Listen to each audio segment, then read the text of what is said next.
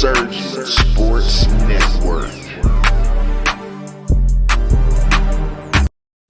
You want to talk about heartbreaking, okay? Now, obviously, I've been a big Jaden Daniels advocate all season, and, I don't take anything away from him in yesterday's game, honestly. Uh, the Eagles up front were going to be a challenge for any team. This entire season, they've been a challenge for every team they've faced. They're going to be a challenge for the Chiefs as well. And so we just kind of knew that if they got in a situation where, they couldn't really establish the run, and then on the opposite side couldn't kind of slow down Saquon Barkley. Obviously, you're not going to stop Saquon Barkley. But if they couldn't slow him down, right, it was going to be trouble, right? And so, kudos to the Commanders. They definitely played the entire 60 minutes. I can tell you that, all right? They definitely never stopped trying. But at the end of the day, man, this Eagles team up front is just really special. I had left the house actually at about halftime. So I was listening on the radio and I was just hearing Kurt Warner just kind of exclaiming that, right? The entire time. They just couldn't believe, how athletic this offensive line was, how big this offensive line was. I'm talking 6'8", 6'7" across the board, all five guys, right? So, and then obviously you have, Jalen Carter, these kind of guys that clog up that middle. If you've ever listened to any of these announcers talk, you'll know that when you can get pressure up the middle, it really makes quarterbacks' days a whole lot harder than they have to be. And so once you can do that, everything else is kind of easy in the back end, right? Now, you saw plenty of situations where, they were in Jaden Daniels' face rushing forward, right? And that's one of the things that, if your defense can do that, you're going to be in great shape, right? Whether you have great cover guys or not. And the Eagles actually do have great cover guys to back that up, right? So that's kind of what you saw yesterday, man. Just, I heard Tom Brady say it ad nauseum, is that, they just had to earn every single yard that they were getting out there. And it was just tough the whole game, right? And so, and then on the other side, you had a decent day offensively for Jalen Hurts in the pass game, which is, like I said, kind of something that I wanted to see, right? I think the Commanders did do a good job of kind of putting them in that position to put points on the board, especially early on, right? And then obviously the turnovers just kind of made the game go out of whack. But before those turnovers, I think that they did do a good job of kind of putting the ball back in their hands, right? Even if you notice that second drive, right? Saquon Barkley scores on the first drive there, cool. But when they came out for that second drive, if you notice, I think they ran the ball like once or twice that second drive. He threw it all the way down the field.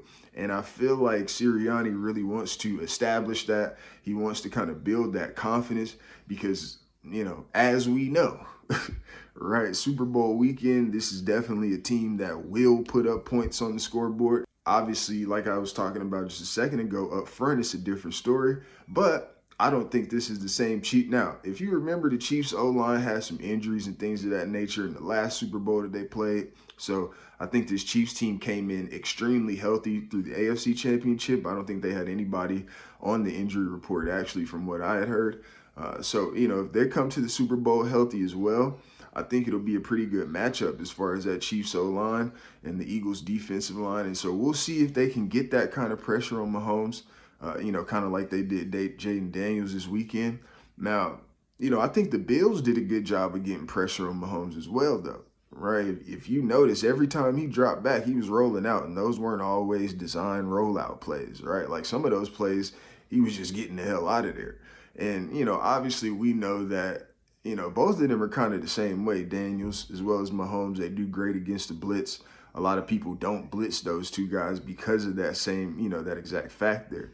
So we'll see what they decide to do on defense, do the Eagles, as far as how they approach this game.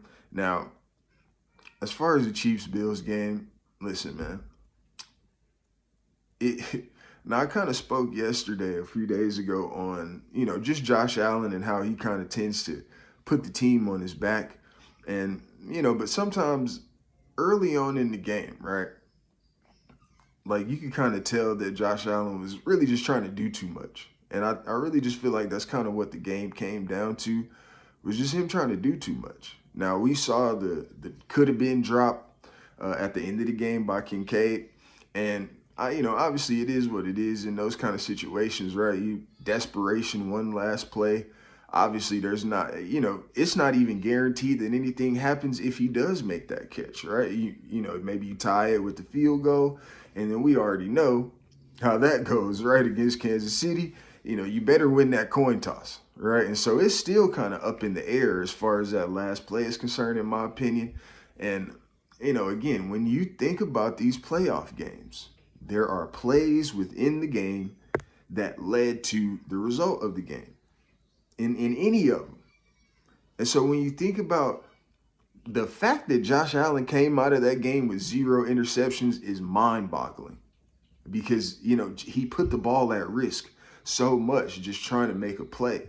You know what I mean? And so, it's kind of back and forth with Josh, man. It's almost like if they would have just been steady at the beginning of the game, it's almost like he wouldn't have had to do all that extra shit towards the end or even throughout the game when he was just throwing shit up, right? And so, again, obviously one of those games to where, can we say the referees got in it? I don't really think so.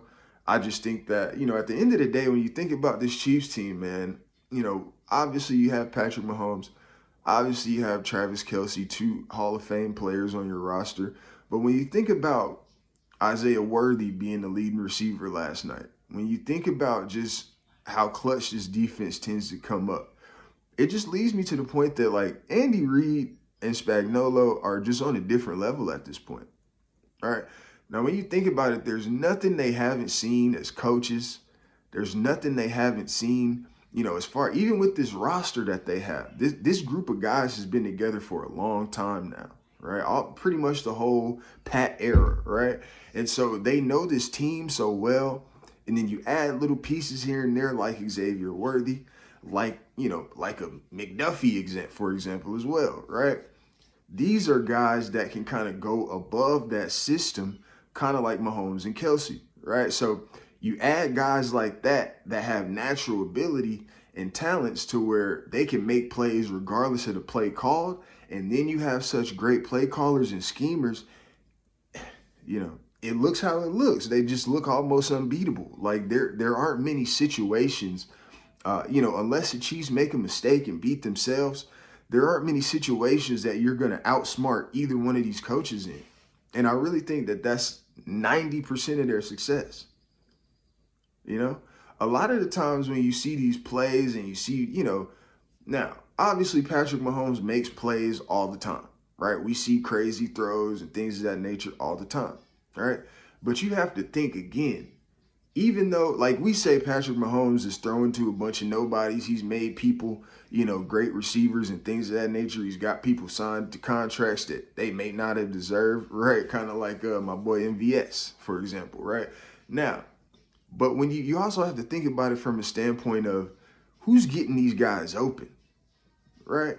And it's even more of a fact when you look at the defense because, again, most people only know Chris Jones from his defense, right? So how are they such a dominant defense over the past 2 or 3 years? It's the scheme.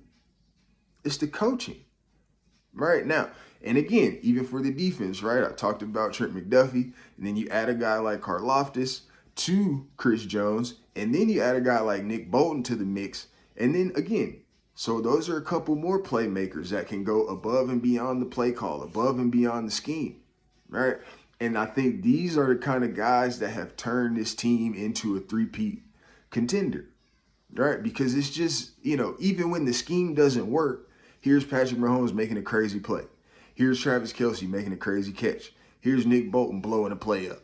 Here's George Karlaftis, with the high motor, making erratic throws because he's chasing Josh Allen halfway across the field, right? These are the kinds of things that I'm talking about, right? Again, the coaching is already A++. When you add players in, Phil Jackson, the Bulls, right? You add a guy like Michael Jordan, you add a guy like Scottie Pippen, it makes it some whole other shit, right? But another kind of point that I had in saying this about the coaches is that I just think that these leagues in general, the NBA as well as the NFL. And I just had this conversation with somebody else, but I just think they want to phase out some of these older coaches. And I really just feel like that's why we don't really give Andy Reid as much props as we do, or as we should, I should say, as well as Spagnuolo, because both of these guys, like I said, they've been head and shoulders above a lot of these coaches for years now. All right, and you just don't hear it like that. And I really just think it's because, they don't want to kind of hype up these older coaches anymore, right? How excited do you think the league is that Pete Carroll has a job again? Real question. All right, so things like that are why I say what I say. I'm a big up Andy Reid. I'm a big up Steve Spagnuolo because they deserve it, right? Obviously, the players have to go out there and play. But again, you've never seen these kind of schemes. You've never seen, listen, calling a corner blitz at the very end of the game, I'm talking about with the game on the line. Wouldn't expect it. And then you get a tight coverage as well just to make it, put the cherry on top. You get this tight formation. So now my corner is right there outside the box and I'm coming. Perfect, right? It doesn't get any better than that, right? And there's countless examples of Andy Reid calling the perfect play at the perfect time throughout his career, right? And again, like I said, he just happens to have players that perform, right? Donovan McNabb was a guy that didn't come up in the clutch. Alex Smith is a guy that didn't come up in the clutch. 15 is the ultimate clutch player, right? And so now Andy Reid is where he's supposed to be on that mantle of coaching, I think, right? And so great game plan, man. It's amazing watching those guys get out there and just the X's and O's, right? It's so much. And that's why I like when Tony Romo does the games, because he's not afraid to get into those X's and O's and just, how smart these guys are. And as far as the timing of the play calling and things of that nature, they're the greatest. And I love when Tony Romo calls those games. I saw somebody saying Tom Brady needs to get fired. I thought Tom Brady did a great job as well. Like, no, this is not the Detroit Lions defense, right? They had some injuries, cool. But it's not the Detroit Lions defense. It's the best defense in the league, right?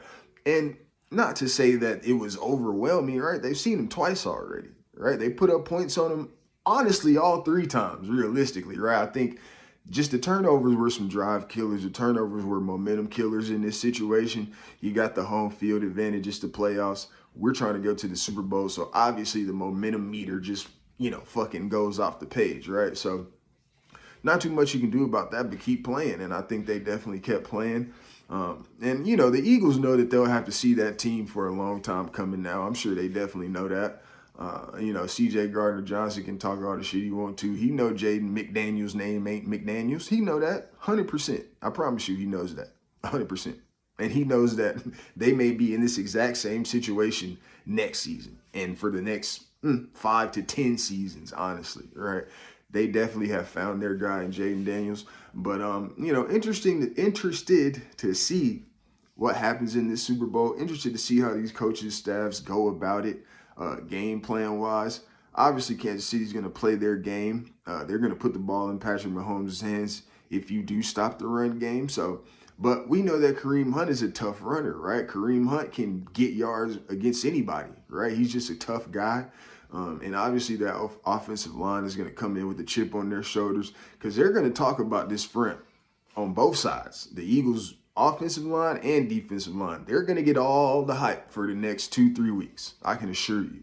Right? So I know for a fact that both of those fronts for the Chiefs, offensive and defensive line, will probably come in there with a chip on their shoulder. I expect to see the A++ version of Chris Jones for sure, as well as George Karlaftis, right? These are 2 big play guys that make a bunch of impact along that front line. And then you got Nick Bolton as well, somebody that I really like at linebacker. I wish he was down here in Atlanta, but that's a different story. So we'll see. Like I said, I definitely expect a tough matchup here. We'll see though, man. I think it really just comes down to, it's going to come down to Patrick Mahomes and Saquon Barkley at the end of the day. One kind of needs help to make his plays in a sense, right? I think Saquon Barkley needs his offensive line to be dominant. Not so much for him to, I would say for him to have these, massive 100+ yard games. His offensive line still has to be somewhat dominant, right? For him to go off to that extent, right? As far as Patrick Mahomes is concerned, Like, we've already seen him come into the Super Bowl of all games with a decimated offensive line and make it close and win the game, actually, is what actually ended up happening against the Buccaneers, right? So, again, I don't bet against 15 for obvious reasons, right? I don't care what's going on. I don't care who's on the other side. Yeah, I don't bet against 15, okay? So at the end of the day, I think that's kind of what this comes down to. What does Spagnuolo have in store for Saquon Barkley? And if they do happen to have a great game plan for Saquon Barkley, can they get the pass game going like they did yesterday? Right? Can A.J. Brown have another great game like yesterday? Will they end up getting Devontae Smith involved? Maybe Saquon's involved in the pass game as well, right? So I think this will be that game that's going to kind of make them have to put the game back in Jalen Hurts' hands to an extent. So we'll see how that goes for him. It's the Chiefs and Eagles again. Josh Allen, you had one job. Surgeon Sports Network.